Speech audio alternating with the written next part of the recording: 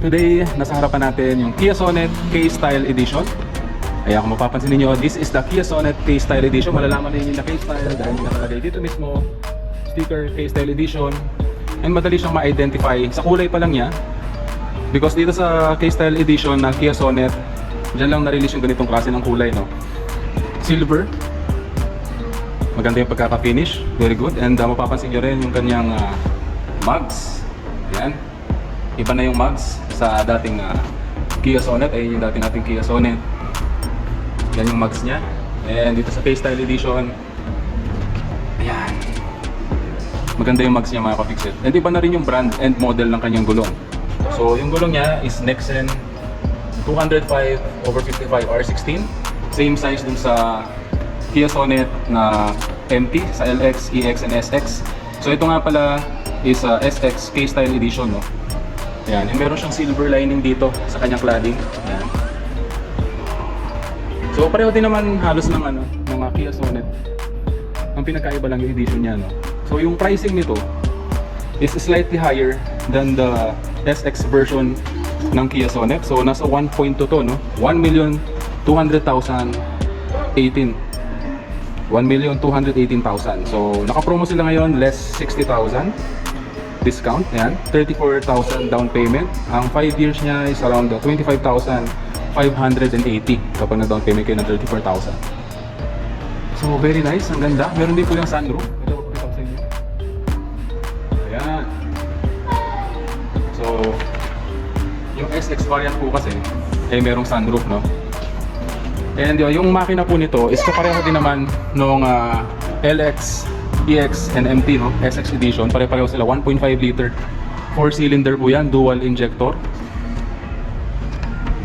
Gusto ko rin tong kulay nito, no? Yung kanyang tiger nose grill. Sa LX kasi yung variant na kinuha natin, matte black, pero ito piano black. Maganda siya. And yung pagka-silver nito, mas glossy siya. Yan. Ganda. Pasok naman tayo sa interior. Ito pa nga pala yung isa kong nagustuhan dito, no? Naka-star map LED light siya. All LED na yan. Pati yung kanyang mini drive, pati yung kanyang daytime running lights, I'm sorry. DRL, daytime running lights. Kaya naka-star map LED lights na po siya. Sa harap, napakaganda niyang ilaw na yan. Lalo na sa gabi. Ayan, tingnan nyo naman, pati yung sa likod. Ayan. Naka-star map LED lights na rin po yan. Sa gabi maganda yan, meron siyang line ng pula dito. Magmula dito, ayan, papunta dito, may LED light strip yan na nakailaw. Napakaganda. Yan po yung sa SX K-Style Edition. So tingnan naman natin yung interior, mga ka-fixit.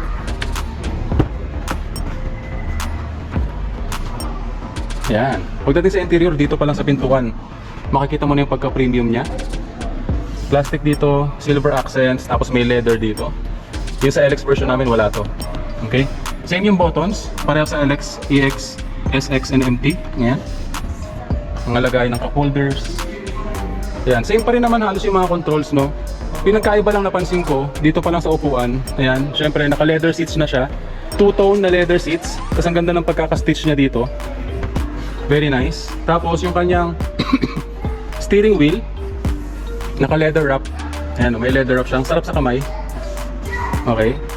Tapos isa pang napansin ko, ayan yung pagkaka-finish ng kanyang sakyan natin.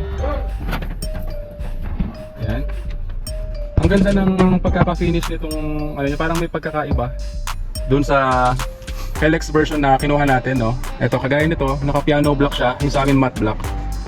Tapos yung kanyang panel, ito kung mapapansin mo, iba rin yung display, no? Maalalaman mo yung pagkakaiba sa feel and sa itsura. Mas premium yung itsura ng SX version, no, na K-Style Edition. Syempre, medyo may malaki din yung difference sa pricing, so medyo may pagkakaiba po talaga when it comes to outside and inside of the vehicle. Tapos yung screen niya dito, di hamak na mas malaki kaysa dun sa LX version, no? Tapos nandito yung mga pindutan niya. Okay, silver accents.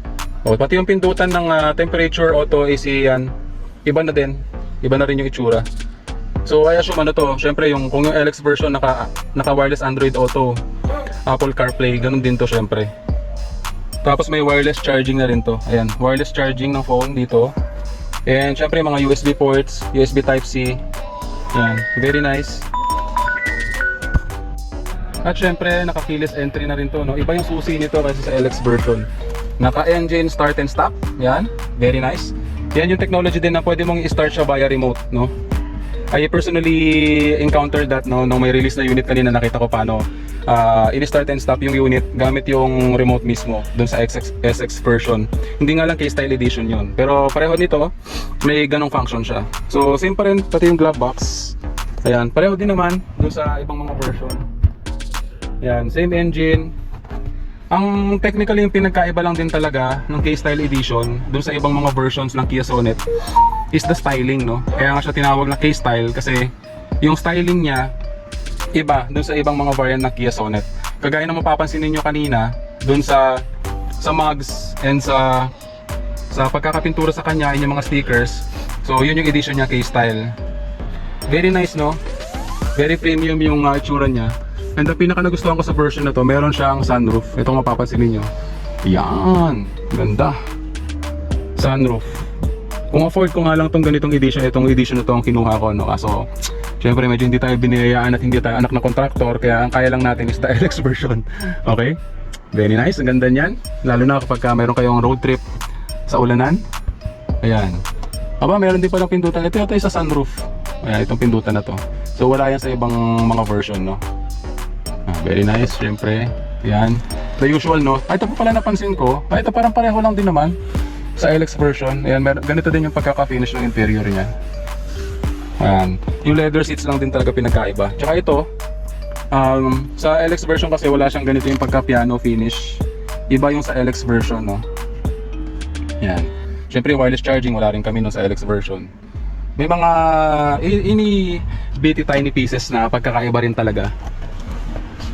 So, syempre may mga function din to na wala dun sa iba. Ito, may mga ganitong function siya. Ito meron sa LX to, pero ito wala to. Naka-disable lang tong pindutan na to sa LX. Okay? O iba rin yung matting niya. Mas maganda yung matting na kasama nitong K-Style Edition. Kaya mas makapal. Yan, iba yung matting niya, mas maganda.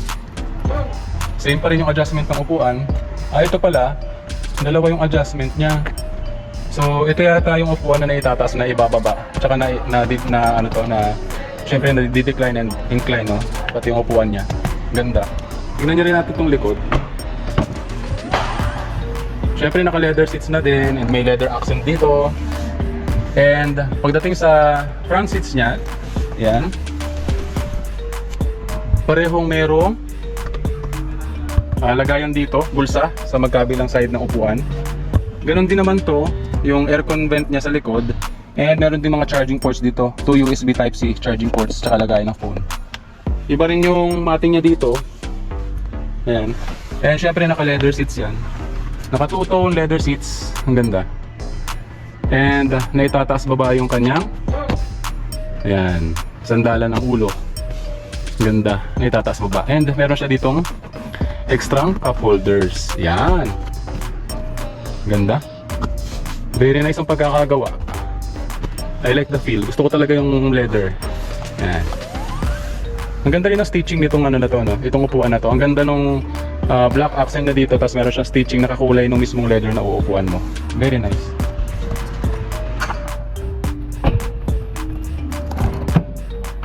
Pagdating naman sa luggage compartment, the same din naman. O yun, ito wala sa LX version to. May ilaw na siya dito, integrated. Tapos may kasama na rin siyang matting dito. Iba yung matting niya. Ayan, ganun pa rin naman yung takip. Tapos meron siyang matting dito na mas maganda. 195/65 R15 yung kanyang reserve tire. Ayun pa rin naman yung kanyang mga tools. Ganun pa rin yung pagkakaayos. Very neat. Ganda ng pagkakaayos. And mukhang naka-steelist pa rin to.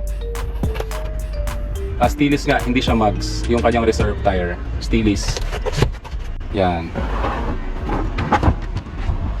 Same din yung size yung sa ibang mga variant, no? At syempre meron siyang ayan, reverse camera. And nandito yung kanyang reverse light. Ang ganda ng sa version na to, yung pagka silver ng kanyang rear bumper, makinis, makintab. Yung sa ano kasi LX version, matte silver ito. Tapos yung kanyang ano, pareho lang din naman, no? Matte black yung kanyang mga cladding. Tapos reflectors dito, meron siyang sensor. Sa likod, kabilaan yan. Yan tingnan din natin sa harap. I assume meron ding sensor ito sa harap eh.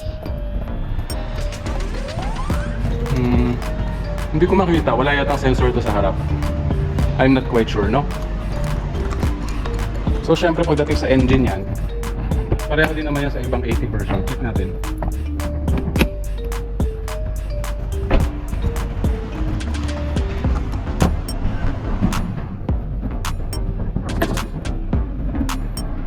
Ayan mga ka-fixit. Same lang din naman. Pareho lang din ng makina nito, no? Dun sa 80, LX, SX, EX. Ayan. Same 1.5 engine, gas aspirated engine. Dual injector per cylinder. 4 valve per cylinder po yan. So 16 valve ito. Ayan. Same na same. Parehong pareho. Meron na nga po pala siyang heat guard. Ayan, sa kanyang hood. Which is sa LX version wala. Very nice. Yan.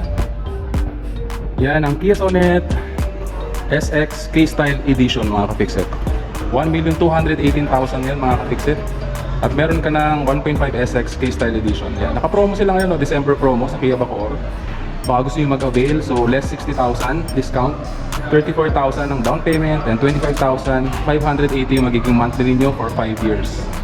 Yan, pa-flash ko dito sa screen yung pwede nyo kontakin na salesperson and contact number si Sir Harry Castillo. Yan, pa-flash ko dito sa screen kung interesado kayong mag-inquire and mag-purchase cashman or installment basis ng Kia Sonet K-Style Edition. Yan, very nice vehicle. I personally experienced and like the performance of this particular vehicle, Kia Sonet. This is the Kia Sonet K-Style Edition. But wait, there's more. Meron ako napansin dito. Ayan, meron siyang front. Hindi lang ako sure kung front camera to or sensor. Ayan. Diba? Ayan siya mga ka-fixit. Doon nakalagay. Ayan. Napansin ko lang kanina.